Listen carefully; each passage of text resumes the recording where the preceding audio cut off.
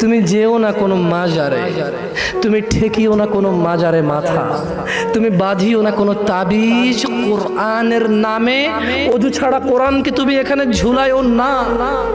তুমি মহিলাদের মাসিক অবস্থায় কোরআনকে ঝুলাইও না। কোরআনুল কারীম এই তুচ্ছ কাজের জন্য আসেনি। শিফাউল লিল মুমিন। তুমি একটু বুদ্ধিমান হও, নাপা তুমি খাও, গলায় নাও না। কোরআন তুমি পড়ো না, গলায় নাও। তুমি একটু বুদ্ধিমান হও, তুমি একটু বুদ্ধিমান হও মুমিন। তোমার এখানে যদি সূরা ইয়াসিন থাকে, তোমার এখানে যদি সূরা ইয়াসিন থাকে, তুমি বোঝো তুমি টয়লেটে যাচ্ছ সূরা ইয়াসিন নিয়ে। আল্লাহকে ভয় করো।